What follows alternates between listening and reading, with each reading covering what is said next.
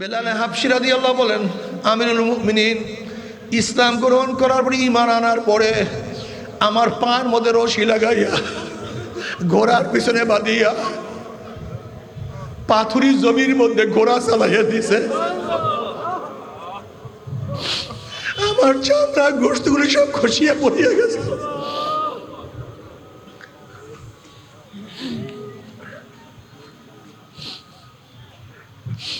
ও আমার যুবক বাবারা, আমার মুরব্বী বাবা, শিয়াবে আবু তালেবের মধ্যে নবী আলাইহিস সালাতু ওয়াস সালাম সহ সাহাবাদেরকে 3 বছর আবদ্ধ অবস্থায় রাখছে। কেউ তাদের সাথে কথা বলে নাই, এক চুমুক পানির ব্যবস্থা করে নাই, এক মুঠা খাদ্যর ব্যবস্থা করে নাই। নবী আলাইহিস সালাতু ওয়াস সালামের সাথে অনেক মহিলারাও ছিল, মহিলাদের সাথে অনেক শিশু বাচ্চারাও ছিল। মহিলারা না খাইতে খাইতে স্তন শুকায় গেছে, বুক শুকায় গেছে। যখন বাচ্চাগুলি মায়ের বুকের মধ্যে টান দিছে, দেখে দুধ না,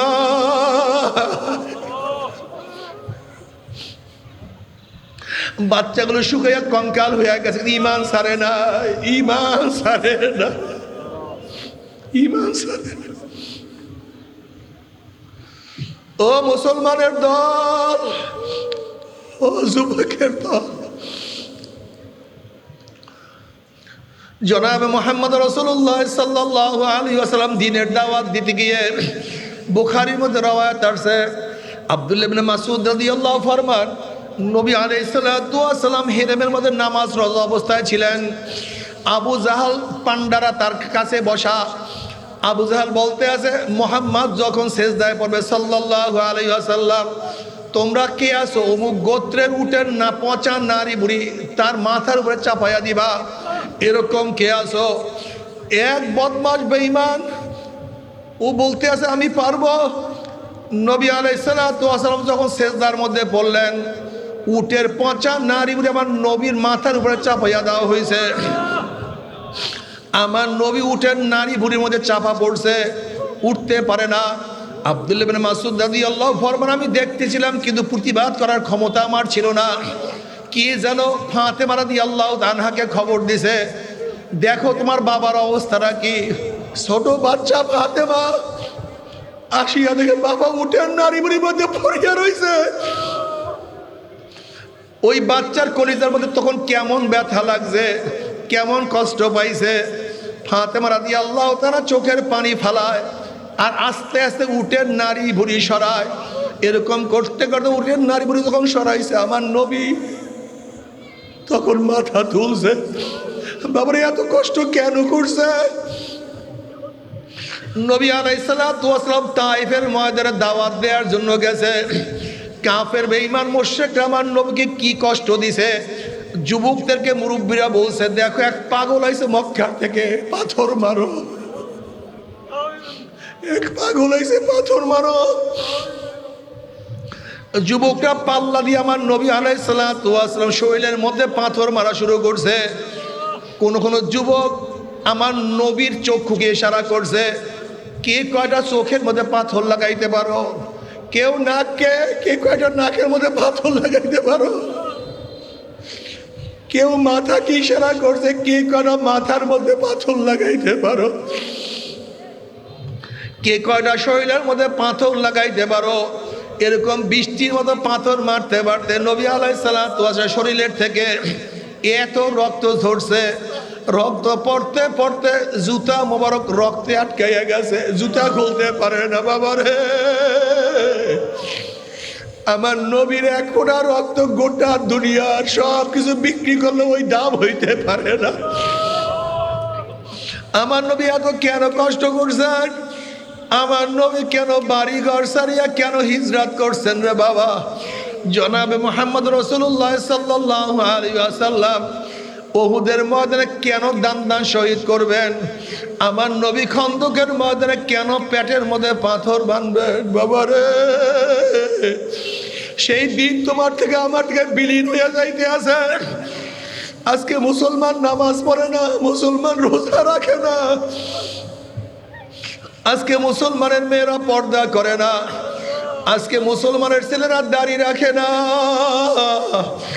আজকে মুসলমান সন্তান আমার নবীর আদর্শকে পছন্দ করেন, আল্লাহ মাফ করিয়া দাও। ফেরাউন তওবা করছে। আমি কার দিকে দৃষ্টি করলাম? এ তো যেমন তেমন রমণী না, এ তো আল্লাহওয়ালা। ফেরাউন তওবা করছে, মাফ করেন, ক্ষমা করেন, ভুল হয়ে গেছে। এবার ফেরাউনের এক মেয়ে ছিল হাজেরা। ফেরাউনের মেয়ের নাম কি? হাজেরা আলাইহিস সালাতু ওয়াস সালাম, বাদশার মেয়ে। বুঝেন তো কেমন সুন্দরী, কেমন রূপসী, কেমন আকর্ষণীয়। ফেরাউন তওবা করার পরে হাজেরা আলাইহিস সালাতু ওয়াস সালামকে সারা আলাইহিস সালাতু ওয়াস সালামকে দান করছে যে আমার মেয়ে আপনার বান্দি, আপনার খেদমত করবে, লিউন্ডি নিয়ে যান। তৎকালীন সময় সারা আলাইহিস সালাতু ওয়াস সালাম গর্ভে কোনো সন্তান হয় নাই, নিঃসন্তান ছিল। সারা আলাইহিস সালাতু চিন্তা করছে যেহেতু আমার স্বামীর কোনো সন্তান নাই, বুড়া হয়ে যাইতেছেন, হয়তো আমার মধ্যে দোষ আমার, আমি হাজেরাকে আমার স্বামীর সাথে বিবাহ দিয়া দেই। সারা আলাইহিস সালাতু ওয়াস সালামের সেই লেউন্ডি বাঁদিকে সারা আলাইহিস সালাতু তার স্বামীর সাথে বিবাহ দিয়া দিয়েছেন, তার নাম হাজেরা। বলেন কি? আল্লাহর কি কৃষ্ণা। হাজেরা আলাইহিস সালাতু ওয়াস সালাম গর্ভের মধ্যে এক সন্তান আসছে। কি আসছে? কার দোয়ার বরকতে? ইব্রাহিম আলাইহিস সালাতু দোয়ার বরকতে। ইব্রাহিম আলাইহিস সালাতু আল্লাহকে দোয়া করলেন, রব্বি হাবলি মিনাস সালিহিন, রব্বি হাবলি মিনাস সালিহিন, আল্লাহ তুমি আমাকে একটা নেককার সন্তান দান করো। কি সন্তান? অনেকে আমাদের কাছে দোয়া চায়, হুজুর দোয়া করেন আল্লাহকে সন্তান দেন। আমি বললাম তুমি সন্তান চাও, সন্তান দিয়া করবাটা কি, লাভটা কি? তোমার দোয়া ঠিক হয় নাই, তুমি দোয়া করতে পারো নাই, দোয়া চাইতে পারো নাই। তুমি কি চাইছো? সন্তান। তোমার সন্তান যদি ঐশী হয়, কি হয়? মনে আছে ঐশীর কথা? আপনাদের অনেকের মনে নাই। ও মনে আছে। যে ঐশী বাবাকে হত্যা করছে, মাকে হত্যা করছে। তোমার সন্তান যদি ঐশী হয়, এই সন্তান দিয়ে করবাটা কি? তোমার সন্তান যদি গাঁজা শিবি হয়, এই সন্তান দিয়ে লাভটা কি? তোমার সন্তান যদি মদ পান করে, এই শয়তানের ফায়দাটা কি? তোমার সন্তান যদি খুনি হয়, বদমাশ হয়, ইসলামের দুশ্মন হয়, আল্লাহর বিরুদ্ধে স্লোগান দেয়, নবীকে অমান্য করে, নবীকে নেতা মানে না, তোমার বুকের মধ্যে ছুরি ধরিয়া গাজার পয়সা নেয়, সেই সন্তান দিয়ে ফায়দাটা কি বলো তো? কি কোনো ফায়দা আছে? আপনাদের মনে হয় আছে না? গাজা কষা, হ্যাঁ, এই সন্তান কোনো লাভ নেই, না ব্যক্তির লাভ, না দেশের লাভ, না জনগণের লাভ। কি কথা বলেন না কেন? নবীদের দোয়া দেখছেন কত সুন্দর। আল্লাহ শুধু সন্তান চাই না, শুধু কথা, শুধু সন্তান। কি সন্তান চাই? মা রব্বি হাবলি মিনাস সালিহিন। এই যুবকরা এখন থেকে দোয়া করবা, রব্বি হাবলি মিনাস সালিহিন। যদি আরবিতে মনে না থাকে, যখনই মোনাজাত দিবা তখনই দোয়া করবা, আল্লাহ নেককার সন্তান দেন। বলেন কি সন্তান? মুরব্বীরা কি দোয়া করবেন? আর সব দোয়ার চেয়ে বড় দোয়া হলো নেককার সন্তান দেন। এর চেয়ে বড় কোনো দোয়া নেই। আল্লাহ নেককার সন্তান দেন।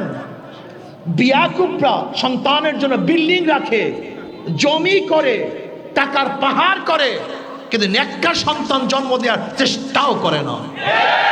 কপাল পোড়া বদনসিব, কপাল পোড়া বদনসিব। এক ব্যারিস্টার, সে বাবার জানাজায় দাঁড়াইছে।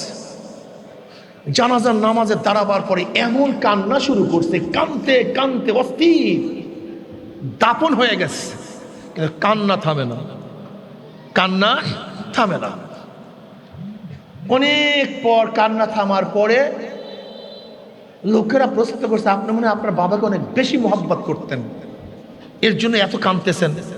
বলে কোনো সন্দেহ নাই, বাবাকে অনেক মহব্বত করতাম, কিন্তু আজকে কান্নার কারণ শুধু মহব্বত না, বলে তা আজকে কান্নার কারণটা কি?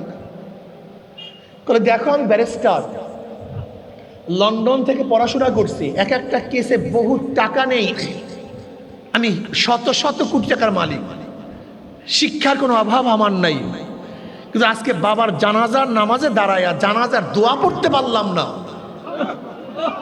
আমি জানাজার দোয়া জানি না, আমি শিখলামটা কি? আমার সে বদনসিব কপাল পড়া হতে পারে না, সেই দুঃখে কাঁদতেছি। আজকে যেখানে পরীক্ষা নেই, আমার কয়জন মুসলিম সন্তান জানাজার দোয়া জানেন আমাকে বলেন তো? আর কপাল পোড়া, ও কপাল পোড়া, কপাল পোড়া বদনসিব জাতি আমরা। জানাজার দোয়া জানি না, আত্মাহিয়াত জানি না, দোয়ায় কুনুত জানি না, নামাজ জানি না। তোমার চেয়ে আমার চেয়ে কপাল পোড়া বদনসিব আর কেউ হতে পারে না। এই শোনেন, যাদের সন্তানকে খুঁড়ি বানাইছেন, বেনমাজি বানাইছেন, কিয়ামতের ময়দানে আপনার সন্তান কি করবে জানেন? মাওলা, আমি বিপদে চলতাম কিন্তু আমার বাবা আমাকে বাধা দিত না, আমি নামাজ পড়তাম না কিন্তু আমার বাবা আমাকে জাগাইতো না, আমি তো খোদাদ্রোহী তোমার দুশ্মন ছিলাম, কিন্তু বাপ মা কত আদর করত, কত স্নেহ করত, কত মোহাব্বত করত আমাদের জন্য। এই টাকা কামাই করছে এই বাপ মা। আমরা যত অন্যায় করতাম বাপ মা আমাকে বাধা দিত না। আল্লাহ, ওরা বাধা দিলে আমি অন্যায় করতে পারতাম না, কাজে ওদেরকে নিয়ে আসতো মাওলা, ওদের বুকের মধ্যে পাড়া দেই, ওদেরকে পাড়াই, ওদের ঘাড়ের মধ্যে পাড়া দেই, ওদের মাথার মধ্যে পাড়া দেই, তারপরে জাহান্নামে যাই। কি তো ইয়ার করছেন? কয়জন বাপ মা সন্তান আজকে নামাজ পড়ে? এর কারণটা কি? আল্লাহ পাক বলেন, কু আনফুসাকুম ওয়া আহলিকুম নার, নিজে জাহান্নামের আগুন থেকে বাঁচাও, আহলকেও বাঁচাও। আহলের চিন্তা নাই। রব্বি হাবলি মিনাস সালিহিন, কি সন্তান দান করো? কি তোমরা দোয়া করবো তো? যারা বিবাহ করো নাই, যারা বিবাহ করো না, সব সময় দোয়া করো, মাওলা হে নেককার স্ত্রী দান করো। কি স্ত্রী? আল্লাহ, যদি নেককার স্ত্রী পাও, গোটা দুনিয়া সব সম্পত্তি তুমি পেয়েছো, তোমার সে সুখে শান্তি দুনিয়া কেউ নাই। আর যদি নেককার স্ত্রী না পাও, তোমার সে কপাল পোড়ার গজবও কেউ নেই। কি দোয়া করবা যুবকরা? যে সমস্ত মেয়েরা এখনো বিবাহ করো নাই, বিবাহ বসো নাই, কি দোয়া করবা? আল্লাহ নেককার স্বামী দাও। এগুলি দোয়া। রব্বানা আতিনা ফিদ দুনিয়া হাসানাতাও ওয়া ফিল আখিরাতি হাসানাতাও ওয়া কিনা আযাবান্নার। রব্বানা আতিনা ফিদ দুনিয়া হাসানা। আব্দুল্লাহ ইবনে আব্বাস বলেন ইমরাতান সালিহা। আল্লাহ নেককার স্ত্রী, নেককার স্ত্রীর চেয়ে দামি কিচ্ছু নাই। সে তো অর্ধাঙ্গিনী, সহধর্মিনী। তুমি অর্ধেক, তোমার স্ত্রী অর্ধেক, মিলিয়া পূর্ণ। অত স্ত্রীর খবর নাই, স্ত্রী নেককার না বদকার কোনো খবর নেই। এই জন্য সমাজের অবস্থা খুবই খারাপ, খুবই খারাপ। রব্বি হাবলি মিনাস সালিহিন, আল্লাহ পাক এমন নেককার সন্তান দান করছেন। ফাবাশশারনাহু বিগুলামিন হালিম, আল্লাহ পাক ধৈর্যশীল এক সন্তান দান করছেন, যার নাম ইসমাইল। জোরে বলেন কে? ইসমাইল আলাইহিস সালাতু ওয়াস সালাম বংশের থেকে আর কোনো নবী আসে নাই, আর কোনো নবী। কিন্তু আল্লাহ পাকের কুদরত, হাজেরা আলাইহিস সালাতু ওয়াস গর্ভে সন্তান আসার পরে, যার গর্ভে সন্তান ছিল না, সারা আলাইহিস সালাতু ওয়াস সালাম, তার গর্ভের মধ্যে আল্লাহ সন্তান দিয়েছে। সেই সন্তান ইসহাক। জোরে বলেন। এই ইসহাক আলাইহিস সালাতু ওয়াস সালামের বংশের থেকে বনি ইসরাইলের সমস্ত নবীরা, যত বনি ইসরাইলের নবী সব কার? ইসহাক আলাইহিস সালাতু ওয়াস সালামের বংশের থেকে। কিন্তু নবী ইসমাইল আলাইহিস সালাতু বংশের থেকে কোনো নবী নাই। নাই নাই নাই নাই নাই। 570 ঈসাই সালে তার বংশের থেকে এমন এক নবী আসছেন দুনিয়াতে, এমন সূর্য উদিত হয়েছে, যে সূর্য উদিত হওয়ার কারণে সমস্ত চন্দ্র এবং তারকাগুলি সব মেলান হয়ে গেছে। সে কে? একেবারে মোহাম্মদের সাথে বলে রাখ, সে কে? মুহাম্মদুর রাসূলুল্লাহ সাল্লাল্লাহু আলাইহি সরদার দো আলম, সাইয়্যিদুল আম্বিয়া, সমস্ত নবীদের সর্দার, দো জাহানের বাদশা, তোমার আমার নবী জনাব মুহাম্মদুর রাসূলুল্লাহ সাল্লাল্লাহু আলাইহি ওয়াসাল্লাম, যিনি উদিত হওয়ার পরে গোটা দুনিয়ার সমস্ত নবুয়ত বিলীন হয়ে গেছে। কিয়ামত পর্যন্ত চলবে কার নবুয়ত? জনাব মুহাম্মদ রাসূলুল্লাহ সাল্লাল্লাহু আলাইহি ওয়াসাল্লামের। মনে রাখতে হবে, নবী আলাইহিস সালাতু ওয়াস নবী, নবী ঈসাও নবী, নবী ইসমাঈলও নবী, নবী মূসা আলাইহিস সালাতু ওয়াস নবী, নবী নূহ আলাইহিস সালাতু ওয়াস নবী। তারা সবাই নবী, কিন্তু শেষ নবী না। নবী মূসা নবী, কিন্তু শেষ নবী না। নবী নূহ নবী, কিন্তু শেষ নবী না। নবী ইসমাঈল নবী, কিন্তু আমার নবী নবীও এবং শেষ নবী। আমার নবী নবীও। কেউ যদি আমার নবীকে নবী মানে, শেষ নবী না মানে, সে কি? আস্তে কয়ে নবীকে নবী মানছে, নবীকে, কিন্তু কি মানে নাই? কি মানে নাই? সে কি? আমার নবী নবী এবং দুই গুণ। আমার নবীর কয় গুণ? নবীও নবী, নবী নূহ নবী, কিন্তু নবী মূসা নবী, কিন্তু আমার নবী নবীও। মনে রাখবেন, এ বলবেন না আমার নবী নবী, নবী মূসাও নবী, তারা নবী এবং মাসুম। জোরে বলেন কি? নিষ্পাপ। সমস্ত নবীরা, সমস্ত নবীরা, আমার নবীকে নবীও মানতে হবে, নবী ঈসাকে নবীও মানতে হবে, নবী নূহকে নবীও মানতে হবে। আবার কি মানতে হবে? নিষ্পাপ। কি পাপ? নিষ্পাপ, মাসুম। সমস্ত নবীরা নিষ্পাপ, সমস্ত নবীরা মাসুম। মনে থাকবে তো? যদি নবীকে নবী মানেন, নিষ্পাপ না মানেন, বেজাল হয়ে যাবে। আহলে সুন্নাত ওয়াল জামাত থেকে বের হয়ে যাবে, থাকতে পারবেন না। খবরদার, ভেজাল করবেন না। নবীরা নবী এবং মাসুম। আমার নবী নবী, মাসুম এবং শেষ নবী। মনে থাকবে। সমস্ত সাহাবারা মাহফুজ। বলেন, সমস্ত সাহাবারা, সমস্ত নবীরা, সমস্ত সাহাবারা মাহফুজ। সমস্ত সাহাবারা মাহফুজ, সমস্ত নবীরা মাসুম, সমস্ত সাহাবারা আদেল, সত্যের মাপকাঠি। বলেন কি? যদি সাহাবাদেরকে সত্যের মাপকাঠি না মানেন, বেজালটা কি হবে জানেন? বুঝেন? আচ্ছা, আপনারা কি দেখছেন নবীকে? নবীর উপরে কোরআন নাযিল হয়েছে, আপনারা দেখছেন? কে দেখছে? জোরে বলেন। সাহাবারা দেখছে। এখন সাহাবাদের মধ্যে যদি ভেজাল থাকে, তাহলে সব জায়গায় বুঝাতে পারি নাই। যেমন ধরে নেন, আমি একটা বই লিখছি। কি লিখছি? বই। একজন ইহুদি খ্রিস্টান আসি আমাকে প্রশ্ন করছে, বই কে লিখছে? ভাই বলে, আমি লিখছি।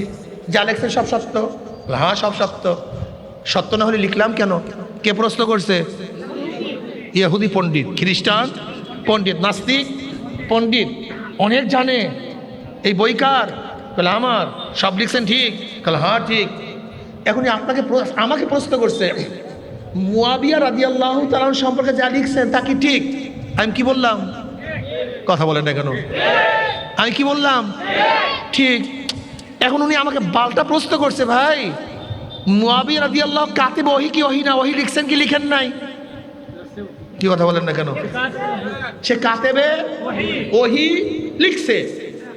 এখন পাল্টা যদি প্রশ্ন করে, যেই ব্যক্তি খারাপ, যেই ব্যক্তি ঠিক না, সেই ব্যক্তি যদি ওহী লিখে, সেই ওহীর মধ্যে ভেজাল নাই, এর প্রমাণ দেন। কি বলে? কি ভেজাল লাগছে? কি ভেজাল লাগছে কিনা বলেন তো? খবরদার, এই তিন জায়গায় হাত দিবেন না। আল্লাহর ব্যাপারে, নবীর ব্যাপারে, সাহাবাদের ব্যাপারে, এদেরকে বাদ দিয়ে যা করেন করেন। আমাকে গালি দেন, কিচ্ছু আসে যায় না। আমাকে না মানেন, কিচ্ছু আসে যায় না। কিন্তু খবরদার, তিন জায়গায় আল্লাহ, আল্লাহর নবী এবং যাদের মাধ্যমে দিন পেয়েছি, ইমান পেয়েছি, কলেমা পেয়েছি, নামাজ পেয়েছি, এই তিন জায়গায় হাত দিবেন না। আমি কথাটা ক্লিয়ার বুঝাতে পারছি? খবরদার। কয় জায়গায়? কোন কোন জায়গায়? আল্লাহ, আল্লাহর নবী। ভাই, ও ভাই, অনুরোধ করি আপনি বোঝার চেষ্টা করুন। আজকে আমাদের দেশ স্বাধীন হয়েছে ৭১ সনে। কয় বছর? ৫৩ বছর। এই ৫৩ বছরে বহুত ইতিহাস স্বাধীনতা লেখা হয়েছে। সমস্ত ইতিহাস কি একই ডিজাইনের না ভিন্নতা আছে? মানি খুব ভালো মতো বুঝেন। স্বাধীনতার যুদ্ধ দেখছি এরকম এই মজলিসে অনেক লোক আছে, অনেক লোক। কি দেখছেন কি দেখছেন না? এরকম অনেক লোক আছে কি নাই?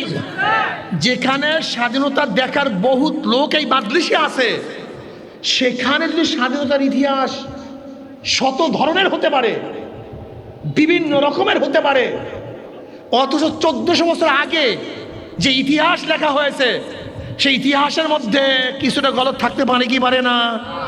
আরো সহজ বুঝেন, যদি জিয়াউর রহমানের ইতিহাস আওয়ামী লীগের কাছে কাউকে দেয় যে জিয়াউর রহমান ইতিহাস লেখো, সেই ইতিহাসটা কেমন হবে মনে করেন? হ্যাঁ? আবার শেখ সাহেবের ইতিহাস যদি বিএনপির কারোর কাছে দেয়, ইতিহাসটা কেমন হবে? কি কথা বলেন না কেন? ঠিক হবে না গলত হবে? এর কারণটা কি? শত্রু ইতিহাস সঠিক লিখেন না। ঠিক আমাদের শত্রু খ্রিস্টান, আমাদের শত্রু ইয়াহুদি, আমাদের শত্রু নাস্তিক। সেই নাস্তিক খ্রিস্টান বদমাশরা ইসলামের ইতিহাস লিখবে আর তার মধ্যে কিছু ঢুকাবে না। আপনি বুঝলেন কিভাবে? হ্যাঁ, আপনি বুঝলেন কিভাবে? মাত্র ৫ই আগস্ট চতুর্থবার দেশ স্বাধীন হয়েছে। এই ৫ই আগস্টের মাত্র এক দুই মাসও হয় নাই, এর মধ্যে ইতিহাসের মধ্যে কত বিকৃতি শুরু হয়ে গেছে। আর ১৪০০ বছর আগে যেই ঘটনা ঘটছে সে ইতিহাস পর্যালোচনা করে সাহাবাদেরকে আপনি গালি দিবেন, খারাপ জানবেন, সত্যের মাপকাঠি জানবেন না, আপনার ইমান সিধা হইয়া ইমান বের হয়ে যাবে। ভুল করিয়েন না, আল্লাহর রাস্তায় ভুল করিয়েন না। সাহাবারা কারা জানেন? এরা মডেল। আল্লাহ আমিনু কামা আমানান নাস, ঈমান আনো যেইভাবে লোকেরা ঈমান আনছে। এই লোক কারা? আলিফ লামে আহাদে খারিজি, নাসের আগে আলিফ লাম আহাদে খারিজি, মাহুদে খারিজ আমিনু কামা আমানাস সাহাবা, ঈমান আনো যেইভাবে সাহাবার ঈমান আনছে। সাহাবাদের ঈমান হলো মডেল। যেমন বায়ার আসছে বিদেশ থেকে, 1 কোটি পিস মাল নিবে, এই স্যাম্পল দস্তখত করেন। আপনি দস্তখত করছেন, যখন প্রোডাকশন দিবেন ওই বায়ার সেই স্যাম্পল নিয়ে আসবে। যদি স্যাম্পলের সাথে মিলে 1 কোটি পিস মাল নিবে, যদি না মিলে সব কিয়ামতের ময়দানে আল্লাহ পাক ঈমানকে সাহাবাদের ঈমানের সাথে টালি করবে। যাদের ঈমানের সাথে সাহাবাদের ঈমানের মিল সব কবুল, যেটা মিল নেই সব বাতিল। ভুল করিয়েন না। জনাব মুহাম্মদ রাসূলুল্লাহ সাল্লাল্লাহু আলাইহি ওয়াসাল্লাম এমন কিছু লোক তৈয়ার করেছেন যাদের ব্যাপারে আল্লাহ পাক কি বলেন? রাদিয়াল্লাহু আনহুম ওয়া রাদু আন, ওরাও আমার উপরে রাজি, আমি ওদের উপরে রাজি। ওরাও আমাদের উপরে খুশি, আমি ওদের উপরে। এ আমার যুবক বাবারা, আমার মুরব্বী বাবারা, আজকে তুমি আমি ঈমান আনলে তোমাকে আমাকে কেউ দেশ ত্যাগ করায় না, কেউ মারে না, পিটায় না, হত্যা কেউ করে না। আর সাহাবায়ে কেরাম রিদওয়ানুল্লাহ আজমাইন ঈমান আনার সাথে সাথে তাদেরকে দুনিয়ার থেকে বিদায় দিয়া দিছে। সুমাইয়া রাদিয়াল্লাহু তাআলা ঈমান আনার কারণে আবু জাহাল সুমাইয়া রাদিয়াল্লাহু তাআলা লজ্জার স্থানের মধ্যে তীর নিক্ষেপ করিয়া দুনিয়ার থেকে বিদায় দিয়ে দিছে। খুবাইব খাব্বাবকে শুলের মধ্যে চড়াইয়া হত্যা করা হয়েছে। তুমি কি দেখো নাই ঈমান আনার কারণে বেলাল হাবশী রাদিয়াল্লাহু তাআলা আনহুকে কি কষ্ট দিছে? ওমর ইবনে খাত্তাব রাদিয়াল্লাহু তাআলা বেলাল হাবশী রাদিয়াল্লাহু বলতে সাইয়্যিদনা বেলাল, ইসলাম গ্রহণ করার পরে ঈমান আনার পরে কাফেররা আপনার কি নির্যাতন করছে। বেলাল হাবশী রাদিয়াল্লাহু তাআলা কোনো কথা না বলিয়া পিঠের উপর থেকে জামাটা ফালাইয়া দিছে, কাপড়টা ফালাইয়া দিছে। দেখে পিঠের মধ্যে গর্ত, গোশতগুলি একত্রিত হয়ে গেছে। ওমর ইবনে খাত্তাব রাদিয়াল্লাহু ফরমান, ভাই ওমর তোমার অবস্থা এরকম কেন? বেলাল হাবশী রাদিয়াল্লাহু বলেন, আমিরুল মুমিনিন, ইসলাম গ্রহণ করার পরে ঈমান আনার পরে আমার পায়ের মধ্যে রশি লাগাইয়া ঘোড়ার পিছনে বাঁধিয়া পাথুরি জমির মধ্যে ঘোড়া চালাইয়া দিছে। আমার চামড়া গোশতগুলি সব খসিয়া পড়িয়া গেছে।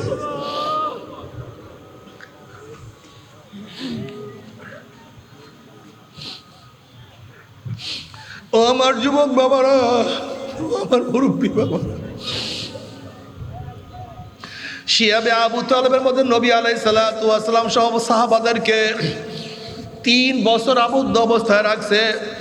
কেউ তাদের সাথে কথা বলে নাই, এক চুমুক পানির ব্যবস্থা করে নাই, এক মুঠা খাদ্যর ব্যবস্থা করে নাই। নবী আলাইহিস সালাতু ওয়াস সালামের সাথে অনেক মহিলারাও ছিল, মহিলাদের সাথে অনেক শিশু বাচ্চারাও ছিল। মহিলারা না খাইতে খাইতে স্তন শুকায় গেছে, বুক শুকায় গেছে। যখন বাচ্চাগুলি মায়ের বুকের মধ্যে টান দিছে, দেখে দুধ না,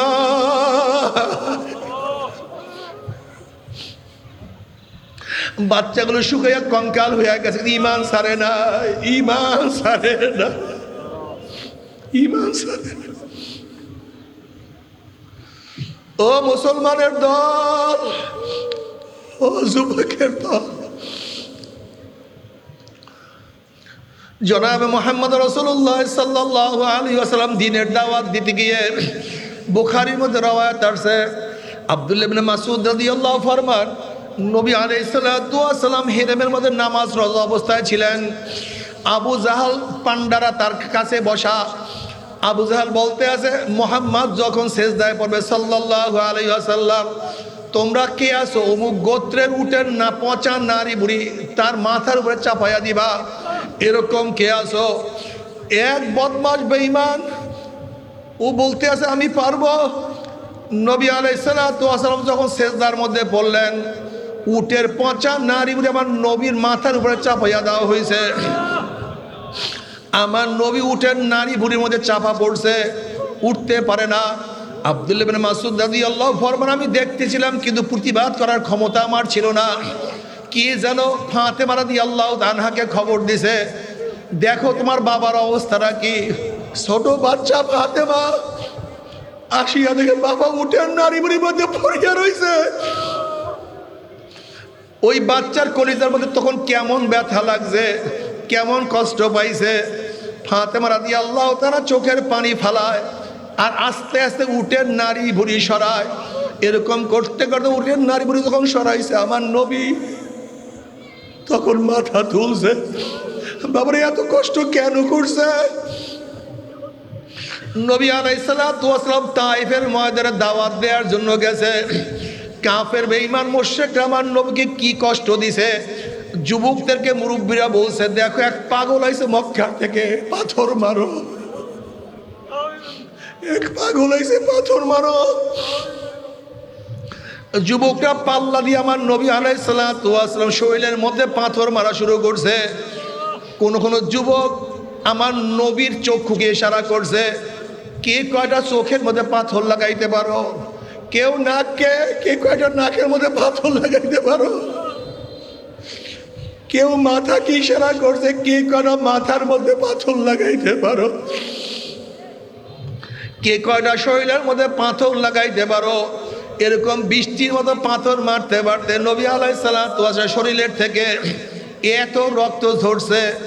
রক্ত পড়তে পড়তে জুতা মোবারক রক্তে আটকাইয়া গেছে, জুতা খুলতে পারে না। বাবারে,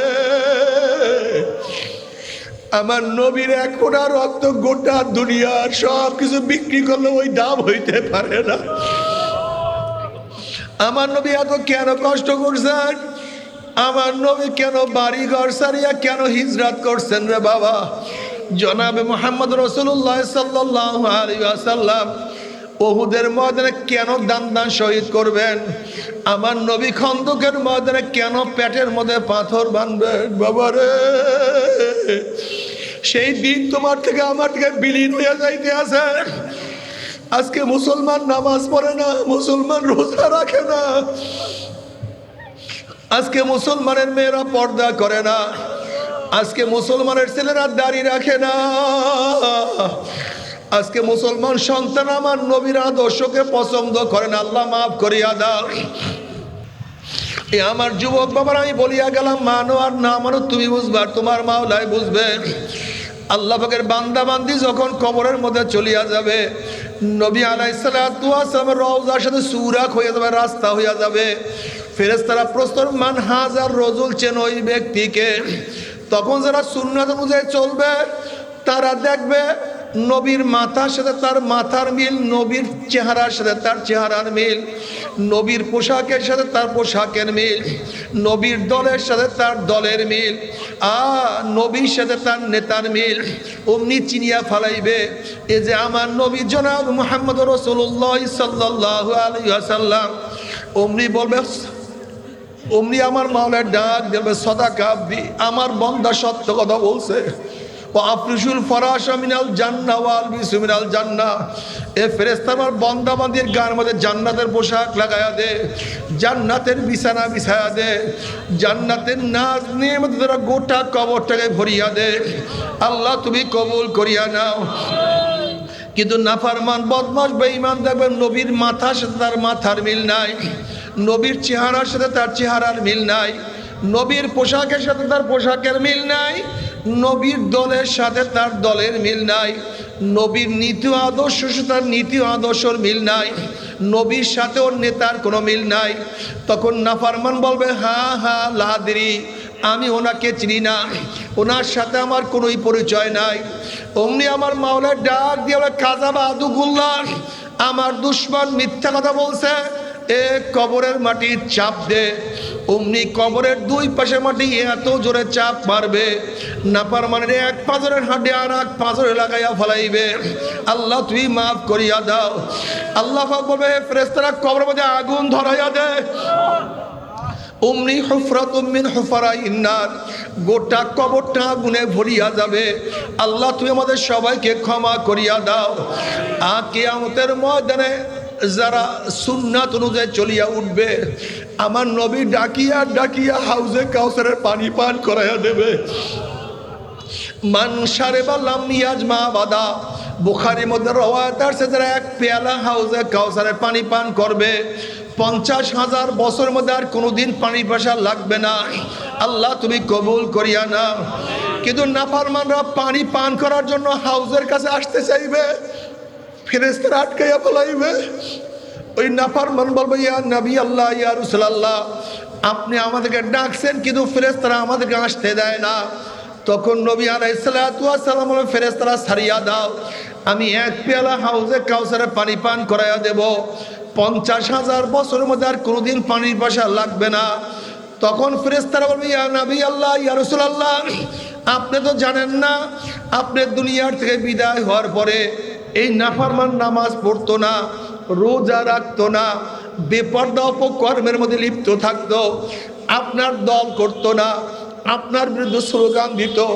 যারা আপনার দল করতো তাদেরকে কত মারপিট করতো, কত ঘৃণা করতো, আপনার সুন্নাত অনুযায়ী চলতো না। ইয়া নবী আল্লাহ দিনকে পরিবর্তন করিয়া ফেলাইছে। এই কথা শোনার সাথে সাথে নবী আলাইহিস সালাতু ওয়াস সালাম কলিজা মুবারকে দাগ লাগিয়া যাবে, আমার নবী কষ্ট পাইয়া যাবেন। অমনি আমার নবী বলবে, সৌকান সৌকান সৌকান, দূর হ দূর হ, তোরা আমার উম্মত না। এ আমার জ্ঞানী বাবারা, এ আমার পর্দার জ্ঞানী মা বোনেরা, কিয়ামতের ময়দানে নবী আলাইহিস সালাতু ওয়াস সালাম তোমাকে আমাকে যদি পরিচয় না দেয়, কে পরিচয় দিবে? কে সুপারিশ করবে? কে তোমার কথা আমার কথা আমার মাওলার কাছে বলবে? তুমি কি বুখারীর মধ্যে রওয়ায়াত দেখো নাই? কিয়ামতের ময়দানে আল্লাহ পাক বলবে আমার নবীকে, সাল তুতা ইশফা তুশাফা, এ আমার নবী আপনি আমার কাছে চান, যা চাইবেন আমি তা দিয়া দেব।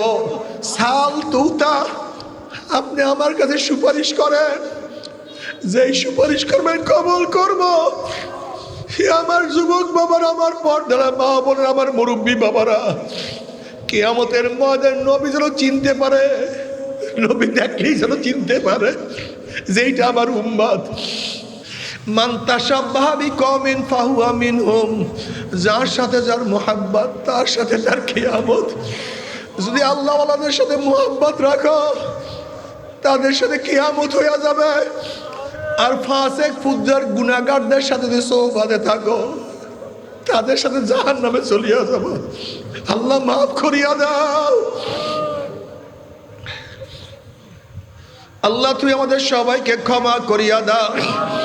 যদি দিনদার নেককার হইয়া কিয়ামতের ময়দানে উঠতেই পারো, আমার মাওলা জান্নাতের ফয়সালা দিয়া দিবে। ফাআম্মা মান সাকুলাত মাওয়াজিনুহু ফাহুয়া ফি ঈশাতির রাদিয়া, যাদের নেকের পাল্লা ওজন হইয়া যাবে, গুনার পাল্লা হালকা হইয়া যাবে, আমার মাওলা তাদেরকে জান্নাতের ফয়সালা দিয়ে দিবে। আল্লাহ কবুল করিয়া নাও। ওয়া আম্মা মান খাফফাত মাওয়াজিনুহু ফাউম্মুহু হাবিয়া, আর যাদের নেকের পাল্লা হালকা হইয়া যাবে, গুনার পাল্লা ভারী হইয়া যাবে, ফাউম্মুহু হাবিয়া, আল্লাহ পাক তাদেরকে হাবিয়া জাহান্নামের ফয়সালা দিয়া দিবে। এখন আল্লাহ পাক নিজেই প্রশ্ন করেন, মা আদরাকা মা হিয়া, তোমরা কি জানো হাবিয়া কোন জাহান্নামের নাম? হাবিয়া জাহান্নামের ধরনটাকে তোমরা কি জানো নাকি?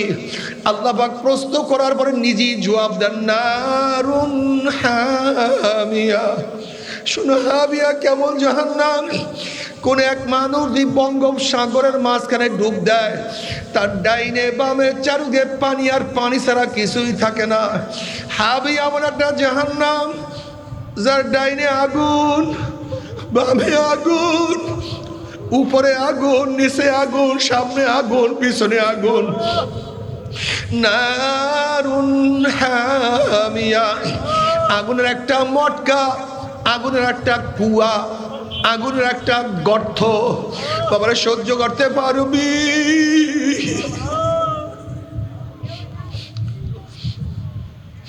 ওই আযাব তো দুনিয়ার কেউ সহ্য করতে পারবো না। আল্লাহ, তবে মুমিন মুসলমান বলতে সবাই মনে চায় গুনার থেকে ফিরিয়ে আনা কামল করিয়া মাওলার জান্নাত কিন্তু সবাইরই যাইতে মনে চায়। গুনাহ নিয়া মাওলার জাহান্নামে কাউরি কিন্তু যাইতে মনে চায় না। কিন্তু কেনই বা আমরা নেক আমল করতে পারি না, কেনই বা গুনার কাম ছাড়তে পারি না? এর মূল কারণ আপনার এবং আমার পিছনে নফস এবং শয়তান লাগিয়া রইছে। এই নফস এবং শয়তান থেকে ফেরার জন্য যে কোনো একজন হক্কানি আল্লাহর ওলির হাতে হাত দিতে হবে রে বাবা। খবরদার, বর্তমান জমানায় পীর মুরিদের নামে ভেজাল, ব্যবসা, দলাদলি, হিংসা, হাসাদে পরিণত হয়ে গেছে। সমস্ত আল্লাহর ওলির একমত, যেই পীরের 5 জন মুরিদের মধ্যে কমপক্ষে 3 জনকে দেখবা আলহামদুলিল্লাহ সুন্নাত মাফিক আমল আখলাক মজবুত হইয়া যাইতে আছে, গুনার কাম ছাড়তে আছে, নেকের আমল ধরতে আছে, কলব নরম হইয়া চোখে পানি আসতে আছে।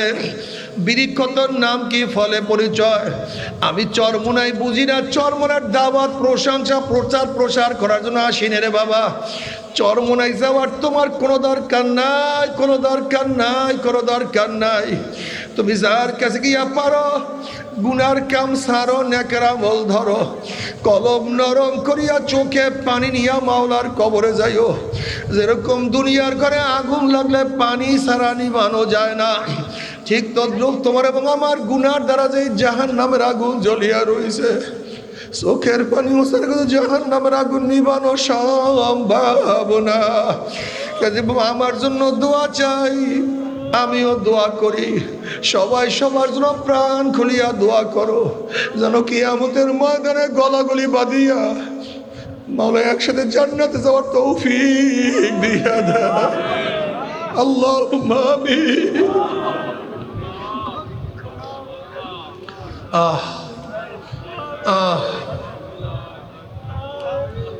আল্লাহ, আমরা কতিপয় গুনাহগার বান্দা, গুনার বোঝা মাথায় নিয়া, গুনার বোঝা মাথায় নিয়া, কেউ নামাজ কাজার গুনাহ নিয়া, কেউ রোজা ছাড়ার গুনাহ নিয়া, কেউ বেপরদা অপকর্মের গুনাহ নিয়া, কেউ গাঁজা মদ দিয়া আমার গুনাহ নিয়া, কেউ হারাম কবিরা গুনাহ নিয়া তোমার শাহী দরবারে হাত তুলছি। আল্লাহ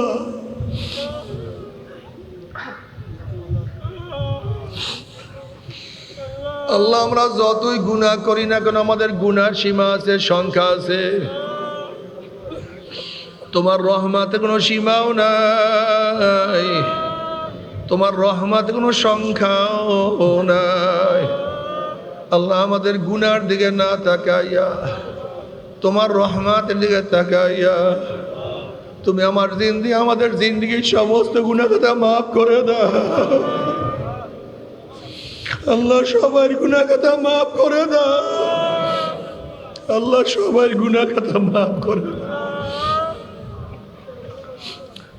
আল্লাহ সন্তান অন্যায় করিয়া বাবার কাছে মাপ না পাইলে মার কাছে মাপ পাওয়ার আশা করে, ভিক্ষুক এক দরজায় ভিক্ষা না পেলে অন্য দরজায় ভিক্ষা পাওয়ার আশা করে। আমরা তোমার দুয়ারের ভিক্ষু, আমরা তোমার দরজার ভিক্ষু। তুমি হাঁকাইয়া দাও, তারাইয়া দাও, আর তো কোনো দরজা নাই রে মালিক, আর তো কোনো দুয়ার নাই। আল্লাহ আমার যুবক বাবাদেরকে কবুল করিয়া না, আল্লাহ আমার মুরব্বী বাবাদেরকে কবুল করিয়া না, আল্লাহ আমার মা বোনদেরকে কবুল করিয়া না। আল্লাহ তুমি মাঠের দিকে তাকাইয়া দেখো, ও মালিক একটু মাঠের দিকে তাকাইয়া দেখো।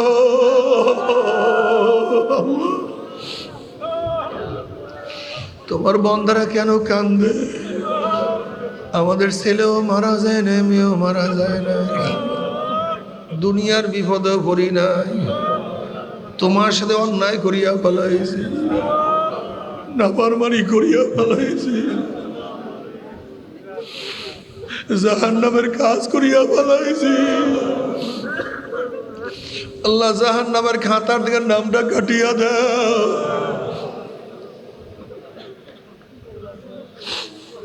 আল্লাহ জাহান্নামের খাতার দিকে নামটা কাটিয়া দাও। আল্লাহ জান্নাতুল ফিরদাউসের মধ্যে আমাদের নামটা উঠায় নাও।